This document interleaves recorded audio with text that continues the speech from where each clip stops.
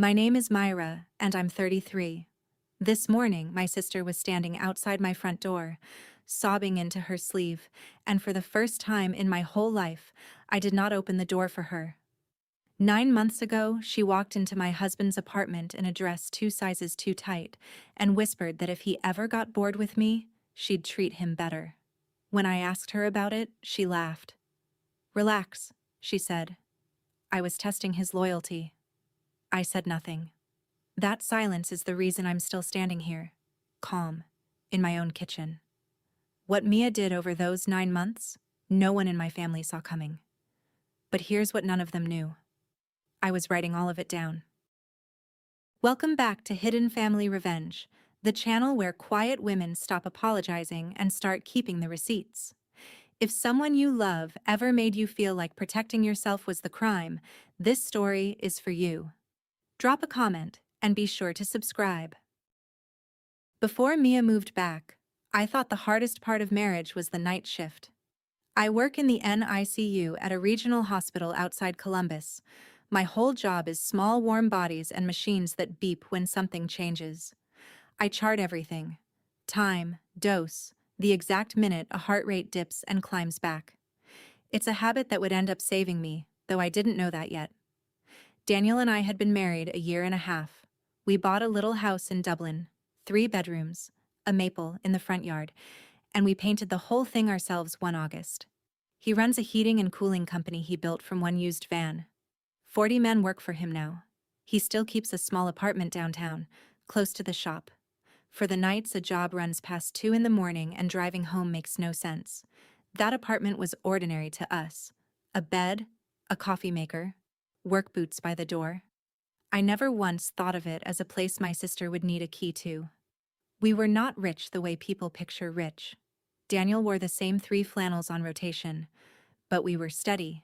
And steady is its own kind of money when you grow up without it. I used to lie awake after a long shift and listen to him breathe and think, this is the calmest my life has ever been. I remember thinking that. I remember being grateful in a plain, unremarkable way. That's the part I keep coming back to. How normal it all was, right up until the night the phone rang and Daniel's voice came through low and careful, the way it does when he's trying not to scare me. To tell you about Mia, I have to go back. Our father left when I was 8 and she was 5. He didn't die, he just stopped. One spring he was there, and by summer his side of the closet was empty. Our mother, Sharon, raised us alone on a bookkeeper's salary and a lot of pride. She loved us. I want to be fair about that. But she made a decision somewhere in those years that shaped everything. She decided Mia was the fragile one. Mia cried louder, broke easier, needed more. So the sentence I heard most in childhood was, "You're the strong one, Myra. Let your sister have it. Have the bigger slice. Have the window seat. Have the last word." I learned to hand things over before anyone asked. I told myself it was love, and some of it was. Mia and I weren't enemies. We were sisters who shared a bathroom and a mother and a scoreboard nobody admitted existed. She kept track of who got what. I pretended I didn't. Last year, her marriage came apart. Her husband kept the house. She lost the down payment she'd bragged about, the friends who came with him, the life she'd built to look impressive from the outside.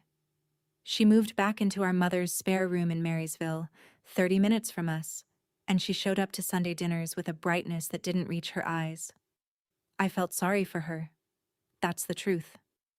I brought her coffee and listened to her rage about her ex, and I never once heard the other thing underneath it.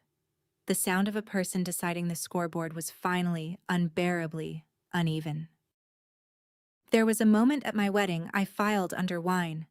It was a small reception, folding tables in a rented hall, Daniel's crew in their one good shirts. Mia was still married then, still shining. She caught me by the cake table near the end of the night, glass in hand, and looked at me with an expression I couldn't read. "Must be nice," she said. That was all. I laughed and said something about my feet hurting in the heels. She didn't laugh back. Our mother swept in and steered her toward the coffee, and I forgot it before the song ended. I should have heard it. I know that now. Not the words, the temperature of them. Mia wasn't teasing me. She was measuring the distance between my life and hers and finding it intolerable. At the time, all I saw was my baby sister a little drunk at a party. I danced with my husband. I cut the cake. I drove to a cheap honeymoon 2 states over and came back to my night shifts and my maple tree and my ordinary, grateful calm. A year later, when everything she had was gone and everything I had was still standing, that distance she'd measured hadn't closed. It had grown teeth. People ask me now if there were signs. There were. But signs only look like signs after you know what they were pointing at. At the time, they look like a tired sister, a hard year, a family doing its best. I want you to remember that because the next part is where a normal Tuesday turned into the thing I'll be explaining for the rest of my life. It started with a phone call at 11 at night. It was the second week of October. I was folding laundry when Daniel called from the apartment downtown. His voice was low and careful. "Mia was just here," he said. My hands stopped. He told it plainly because that's how he tells things. She'd shown up unannounced around 10, saying she was in the neighborhood and worried about me, which made no sense because I was home and fine.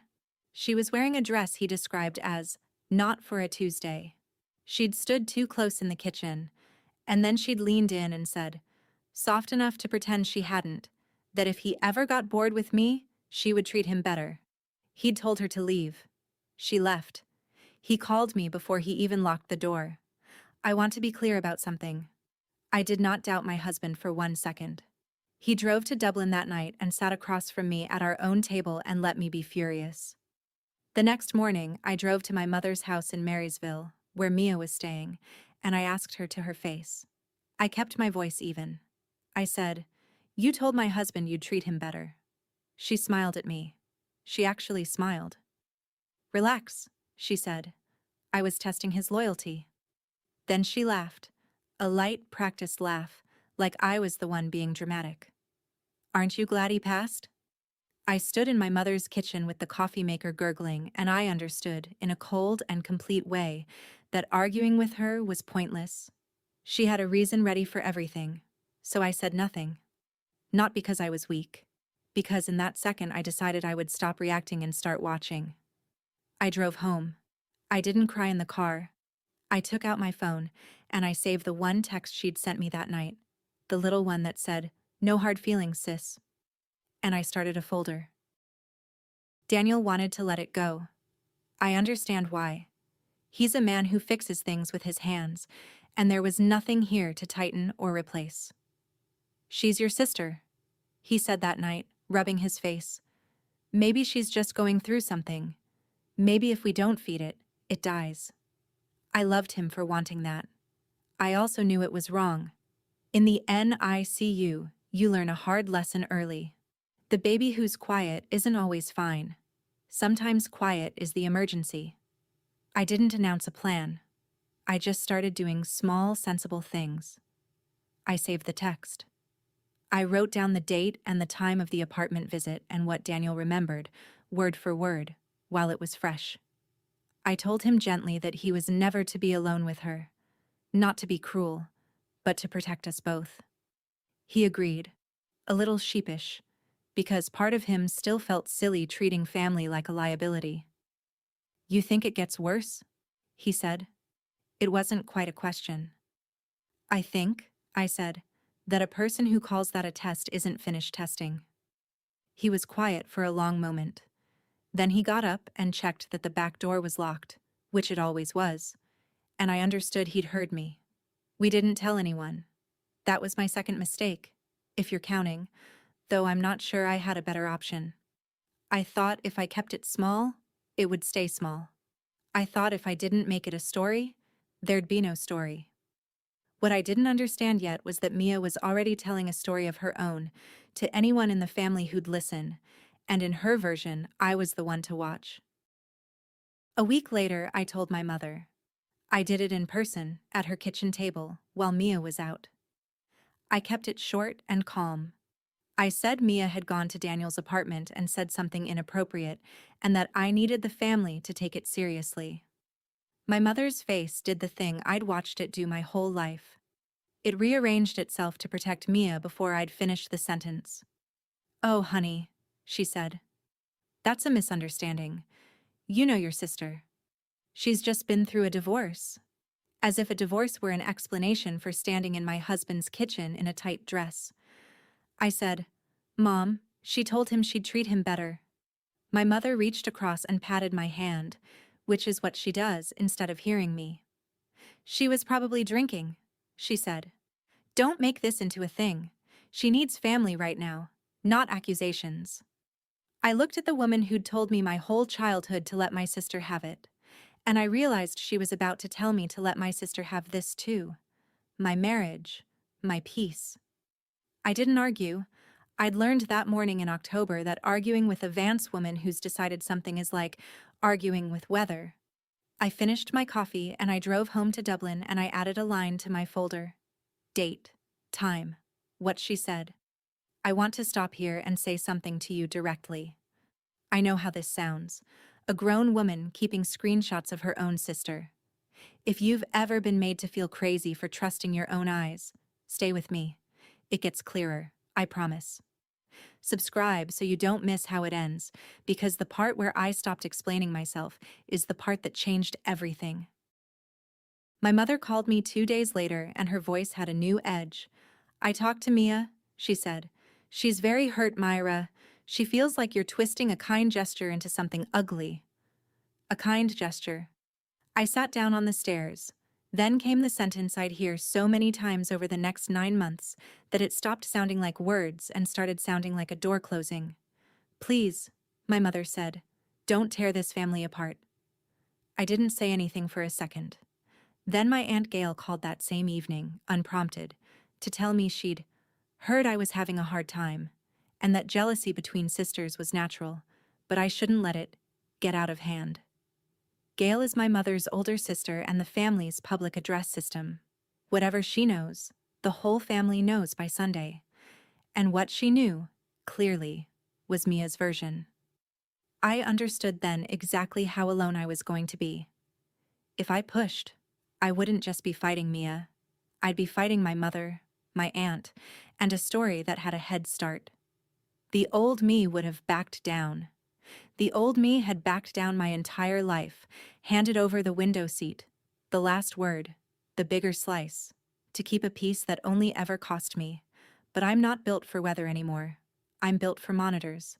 So I did the only thing that had ever actually worked in the NICU. I stopped arguing about what I thought was happening, and I started watching what was happening, quietly, with timestamps, and I waited for the numbers to tell the truth that people wouldn't. The texts started in November. Not to me, to Daniel. They came from a number he didn't have saved, and at first they looked like nothing. A photo of his work truck parked outside the downtown apartment. No caption. A message that just said, "You looked tired today." Another with the time he'd left the shop. Small things. The kind of thing you could talk yourself out of. Daniel showed me each one the night it came, because we'd agreed on that. No secrets. Everything into the folder. I looked at the wording for a long time. "You looked tired today." Mia texts like that. She drops her pronouns. She uses lowercase like it's a personality. I couldn't prove it was her, not yet. But I knew the voice the way you know a family member's footsteps on the stairs. Someone was watching my husband's schedule closely enough to know when he left the shop. Someone was near enough to photograph his truck. I did not call my mother. I did not confront Mia. I opened the folder and I logged each message with its date and time and a screenshot, and I started a second page just for the mystery number. I'll be honest, I was scared.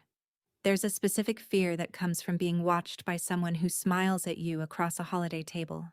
But fear, I've learned, is just data your body collects before your mind catches up. So I treated it like data. I wrote it down.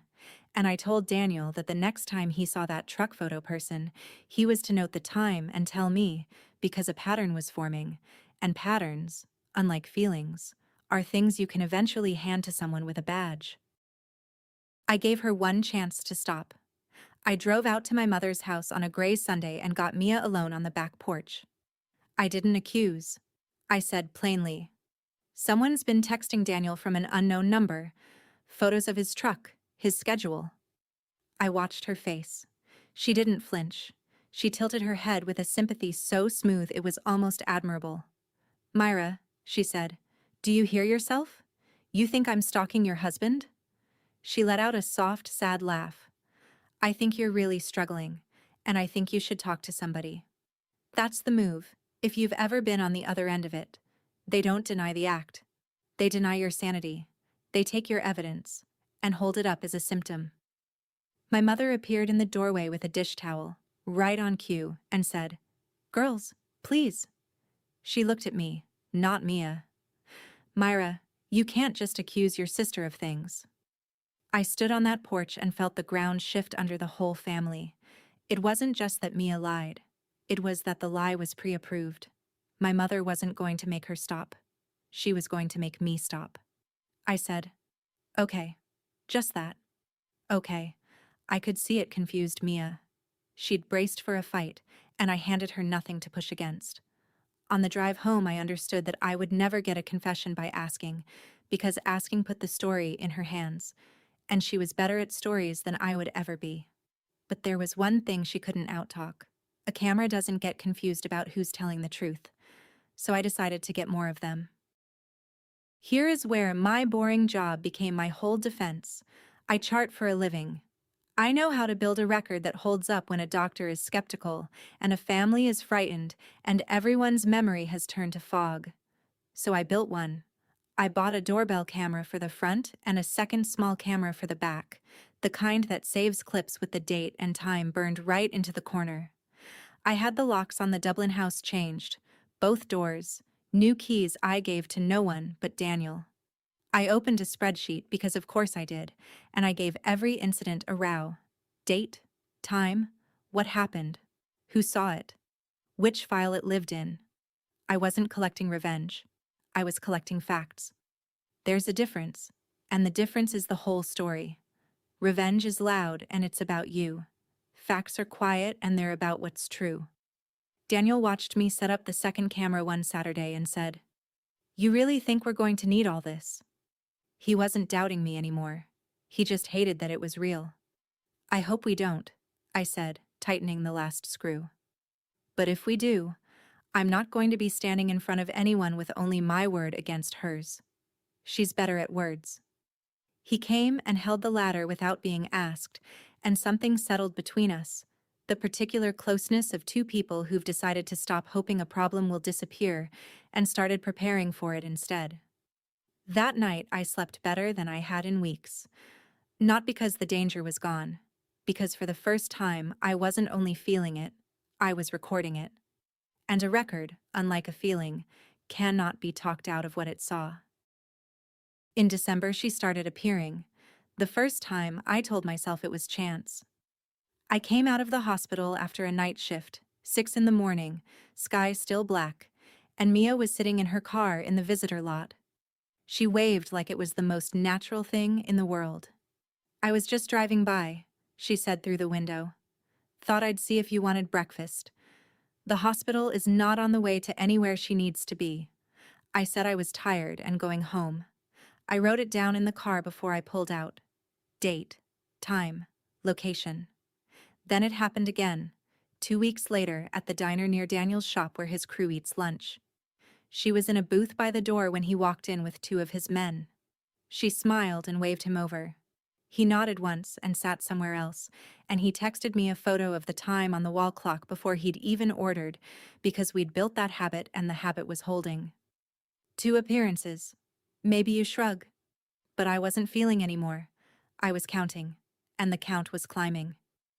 A person who happens to be near you once is a coincidence.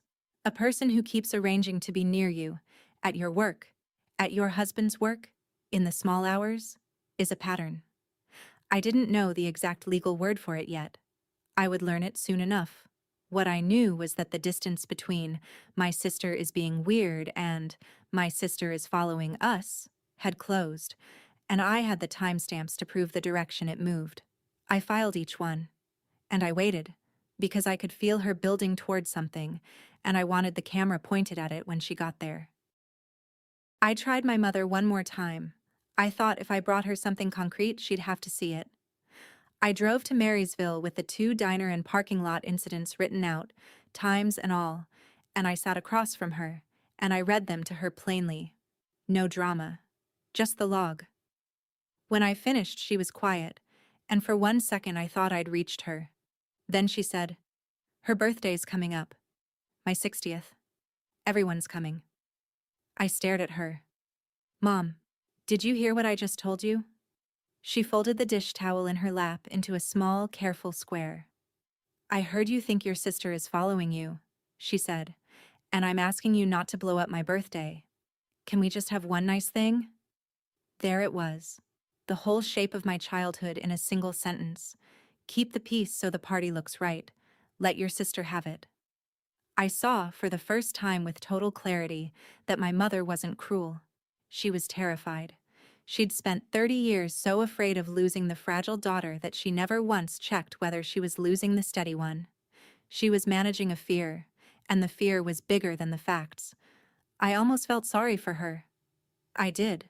A little. But sympathy and safety are different things, and I was done trading the second one for the first. I got up. I put my cup in her sink. I said, "I hope you have a nice birthday, Mom." And I meant it. And I also knew, driving home under a low winter sky, that the next time something happened, I would not be bringing it to this kitchen. I would be bringing it somewhere that had to listen. The doorbell camera woke me at 2:14 in the morning on a Thursday in late January. It was the soft chime that means motion at the front step, the one I'd set to wake me because Daniel was at the downtown apartment that night, finishing a hospital chiller job that couldn't wait for daylight. I reached for my phone half asleep and opened the live feed, expecting a raccoon, a wind-blown branch. Nothing. It was Mia. She was standing on my front step in a heavy coat, her breath fogging in the porch light, and she was holding a key. I watched her fit it into the lock. My lock. The new lock. I watched her jiggle it, turn it, jiggle it again, her face going from confident to confused, to something uglier as the key that should have worked refused to move.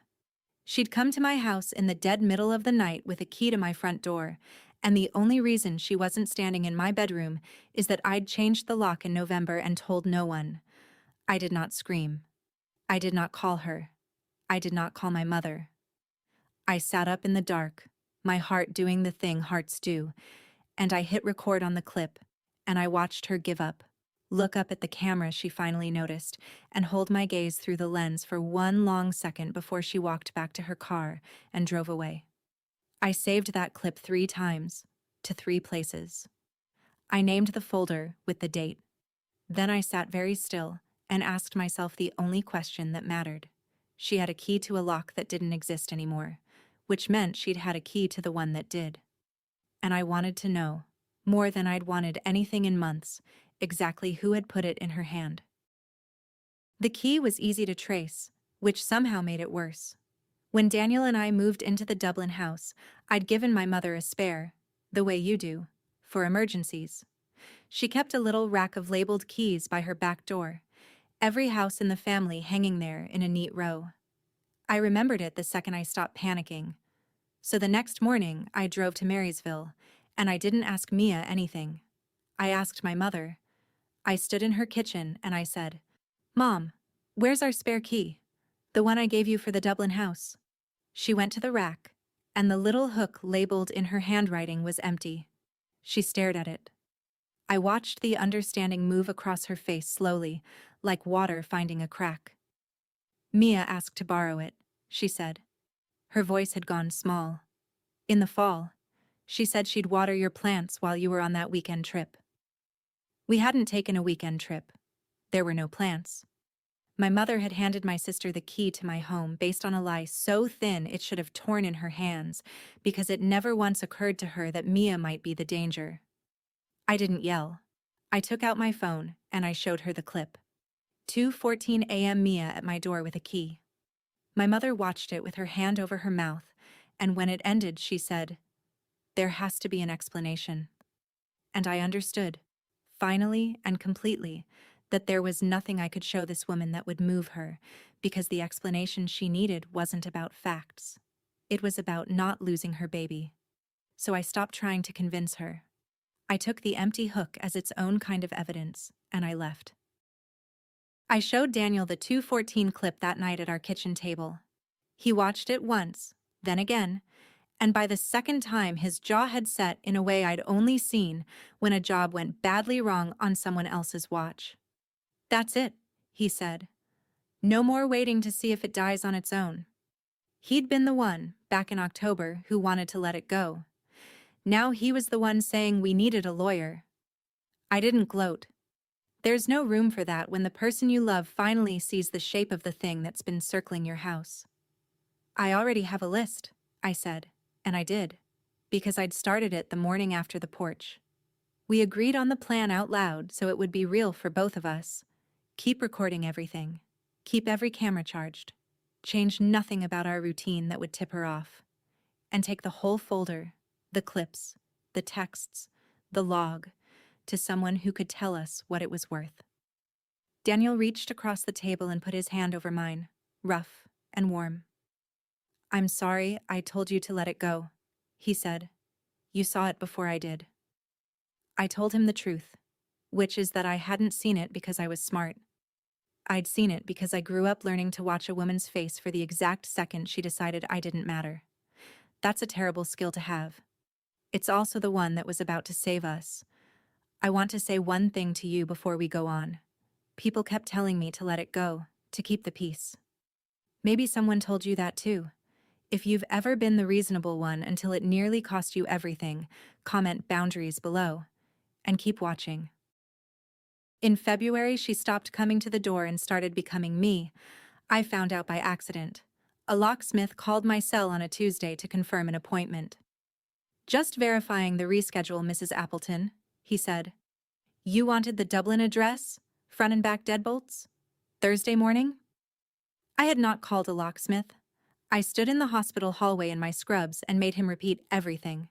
Someone had called his shop, given my name, my address, and asked to have my brand new locks rekeyed, with the new keys to be left in a lockbox on the porch. She'd almost done it. She'd found the one weakness in my whole careful system, which was that a lock only protects you until someone convincing calls the locksmith pretending to be you. I thanked him, told him to cancel it, and asked him to put a note on the account that no changes were authorized except in person with ID. Then I called Daniel, and for the first time in months, my voice shook. "She's not just following us anymore," I said. "She's pretending to be me." He was quiet, and then he said the thing that stuck with me. "Back in October, she said she was testing me. Now she's testing the locks." He was right. It had escalated from a person to a system. She wasn't trying to seduce my husband anymore, if she ever really had been.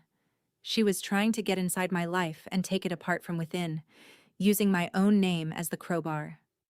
I logged the locksmith's call, got his statement in writing, and added a new page to the folder, thicker now than I ever thought it would be.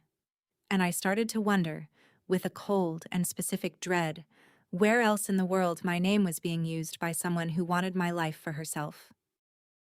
The answer came from a coworker. A nurse I'd trained with pulled me aside in the break room and asked, carefully, if I was okay. "You messaged me the other night," she said. "You said some stuff that didn't sound like you. About Daniel. About not feeling safe in your own head." I hadn't messaged her. I looked at the account she showed me and my stomach dropped. It was an email address almost exactly like mine, one letter different, the kind of thing you'd never catch in a hurry. Whoever ran it had my old photo, my writing style badly imitated, and a mission. It had reached out to a handful of my friends and coworkers over a few weeks, posing as me, planting the same seed in every one. "Myra isn't well. Myra's been paranoid. Myra's saying things about her family. She wasn't just harassing me. She was building an audience.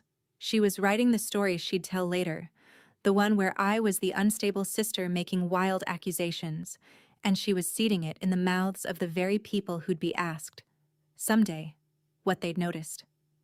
It was the most patient, coldest thing I'd ever seen, and it was aimed directly at my credibility, because credibility was the only weapon I actually had. I didn't panic. I'd like to say that was strength.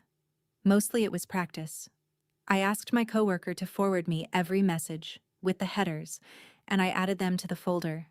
Then I sat in my car in the hospital garage and understood the full shape of it at last. She wasn't testing anyone's loyalty. She'd been building a case against me for months, in my own name, and the only way to beat a story like that was with something a story can't argue with. I took the folder to a lawyer in March. Her name was Ruth Callahan, family law, an office above a bakery with a fern that had seen things. I set the whole record on her desk. The October apartment visit, written down. The texts. The parking lot. The diner. The 214 clip. The empty key hook. The locksmith's statement. The impersonation emails with their headers. She read for a long time without speaking, which I've learned is what competent people do instead of gasping. When she finished, she looked up and said, "You've done my job for me." Then she explained the law to me in plain words, and I wrote it all down, because that's who I am. What Mia was doing had a name, a pattern of conduct meant to frighten or harass, 2 or more incidents, was the definition of stalking, and stalking was grounds for a protective order, even against family, especially with a record like mine. The impersonation and the attempted lock change pushed it further into territory the police would care about.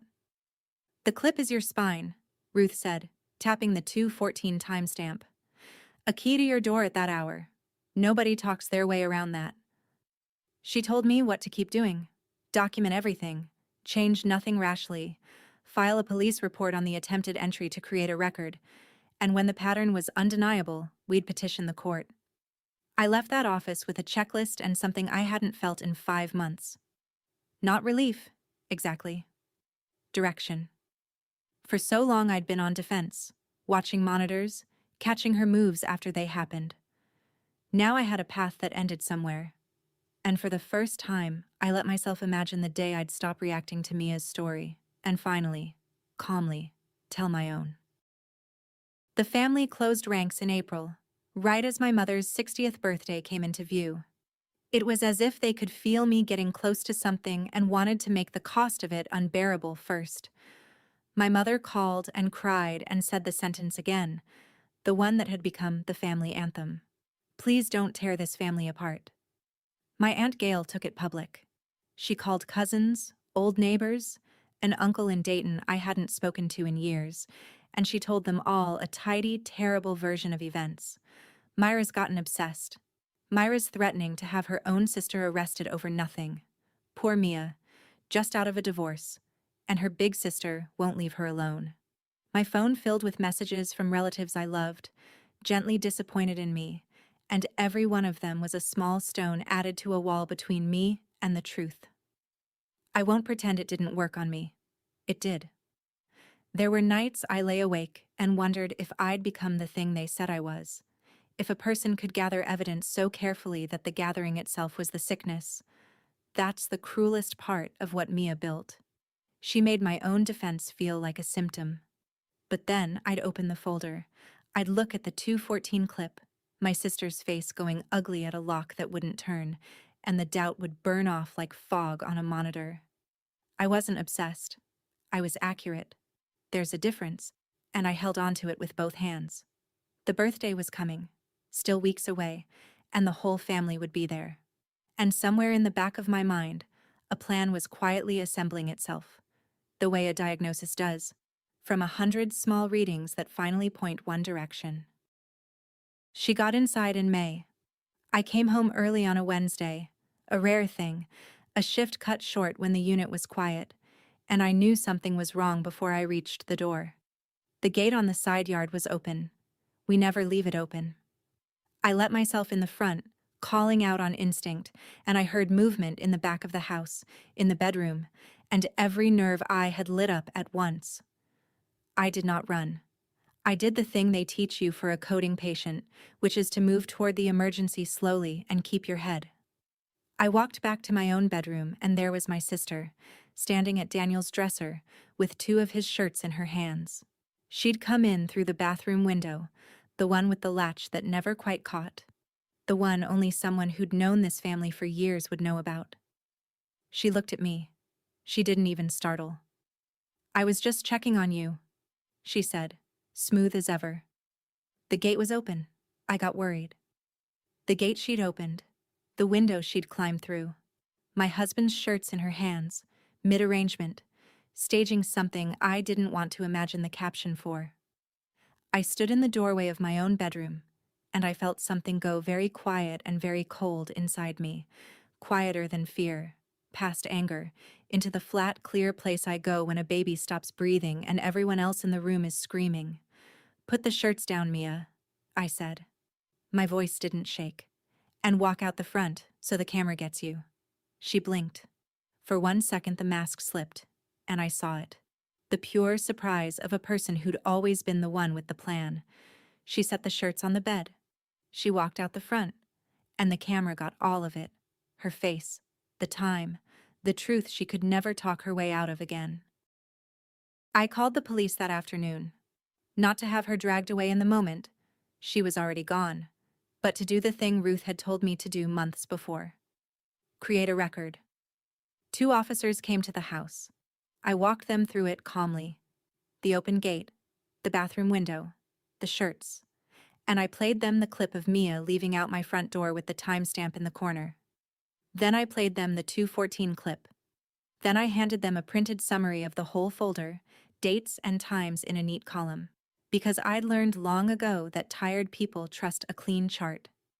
One officer read it and looked up at me with the expression I'd been waiting 9 months to see on someone's face who could actually do something. "This is unlawful entry," he said. "And this history, the following, the messages, the key. This is a pattern." A pattern. The word Ruth had used. The word the law used. The word my whole family had refused to use. Daniel got home while they were still there, and he stood beside me and confirmed every detail in his flat, honest way, and having a witness who wasn't me changed the temperature of the whole thing. They gave me a report number. They told me to bring it to my attorney. They told me, gently, that I'd done everything right, and I had to turn toward the sink so they wouldn't see what that did to me.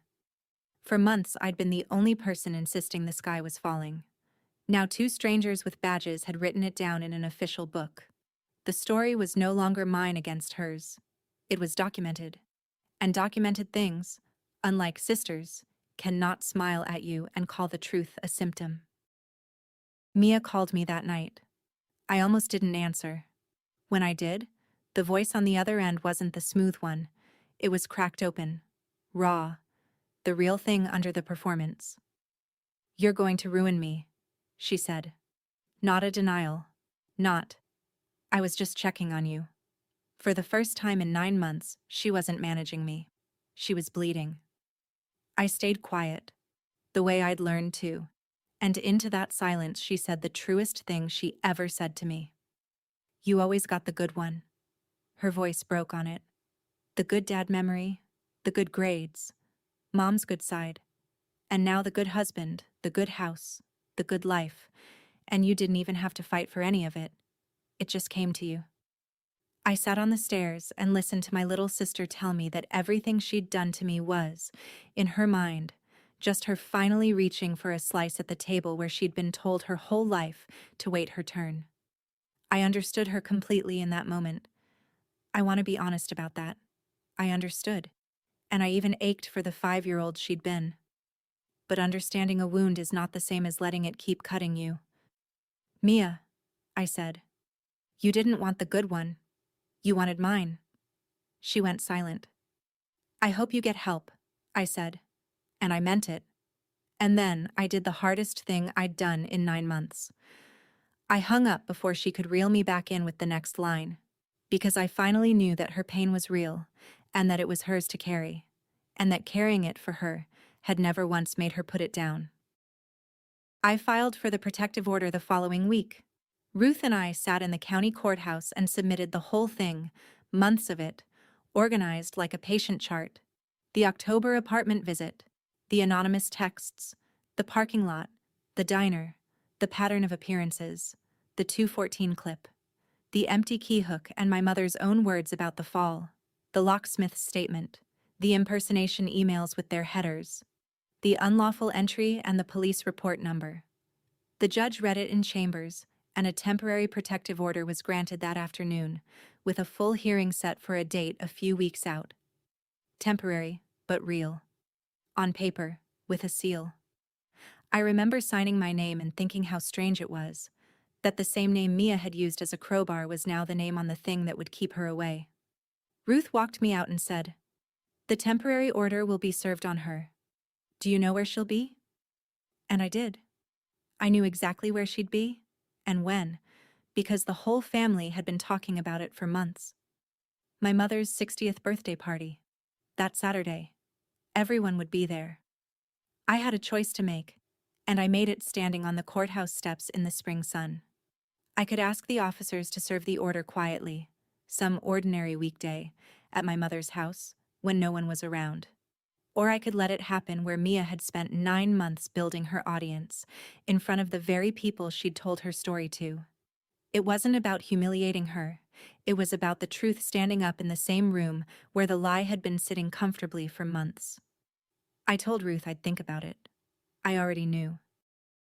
My mother called me the night before her party, and I let her talk. "I know things are hard between you and your sister," she said, and I could hear how carefully she'd rehearsed it. "But this is my 60th. Please. Just for one day, can we set it all aside and be a family? Set it all aside. As if my sister following me, impersonating me, and climbing through my bathroom window were a mood I could choose to be in, or not." I closed my eyes. I thought about every birthday, every graduation, every holiday where I'd swallowed something so the picture would look right. I thought about the window seat and the last word and the bigger slice, 30 years of setting it aside so my mother could have one nice thing. "I'll be there, Mom," I said. "I'm not going to make a scene." And that was true. I wasn't going to make a scene. Scenes were Mia's specialty. The tears, the raised voice, the performance for a crowd. I don't work that way. I work in timestamps and clean columns and things that hold up when everyone in the room is frightened. I already knew what I was going to do. And it wasn't a scene. It was a record. Read out loud, in a calm voice, in a room full of the people who'd been told I was crazy. I'd spoken to Ruth. I'd spoken to the sheriff's office. The temporary order would be served Saturday afternoon at my mother's house, and I'd asked for one specific thing, that they wait until I gave the word. I hung up with my mother and I laid out my clothes for the party, and I slept, honestly, better than I had in months. The party was in my mother's backyard, folding tables and a sheet cake and a banner that said 60 and fabulous in gold letters. The whole family came. Aunt Gail held court by the drinks. Cousins I hadn't seen in a year, the uncle from Dayton, neighbors, all the people who'd heard Mia's version and never once heard mine. I arrived with Daniel and I felt the temperature of the yard change when we walked in. The small silences, the glances. Mia had done her work well. I got a plate. I said hello. I waited. I didn't have to wait long because Mia couldn't help herself. She'd built an audience, and an audience wants a show. Halfway through the afternoon, near the cake, she started to cry, loud enough to carry. "I just don't understand what I did," she said, to no one and everyone, dabbing her eyes. "I've tried so hard with her, and she's telling people I'm dangerous. She wants to have me arrested. My own sister." She turned those wet eyes on me across the yard. "Myra, please. Whatever I did, I'm sorry. Can't we just stop this?" It was masterful, honestly. The reasonable one begging the obsessed one for peace, in front of 40 witnesses she'd spent months preparing. Aunt Gail put an arm around her. My mother's face crumpled. The whole yard turned to look at me, the cold sister, the jealous one, the one who couldn't let a hurting woman heal. And I understood that this was the exact moment she'd been building toward for 9 months. Every text, every appearance, every seed planted in every ear, all of it had been leading here, to a backyard where she was the victim And I was the villain, and the crowd already knew their parts. She'd written the whole play. She just forgot one thing. She never asked me for the script. I set my plate down on the table. I did not raise my voice. That was the whole strategy, if you can call it that. The thing I'd understood back in October on my mother's porch. Mia wins loud, so I would win quiet. "You're right, Mia," I said, and the yard went still, because they'd expected me to fight and I'd agreed with her. "Let's stop this. Let's tell everyone the truth, so nobody has to wonder anymore." I took out my phone. My hands were steady.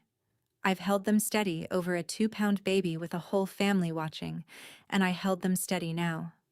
"Back in October," I said to the yard, in the same voice I used to explain a diagnosis to frightened parents, "Mia went to my husband's apartment and offered to, in her words, treat him better. When I asked her about it, she told me she was testing his loyalty." A few people shifted. Gail opened her mouth. I kept going, calm and even. Then came the texts. Photos of Daniel's truck, his schedule. Then she started showing up. My work, his work. And then this. I turned the phone around and I played the 2:14 clip. My sister on my front step in the dead of night. The key. The lock that wouldn't turn because I'd changed it and told no one. Her face going ugly, then looking up, finding the camera. The timestamp glowing in the corner. 2:14 a.m. You could hear the party stop breathing. "You said you were testing his loyalty, Mia," I said, and I finally let myself look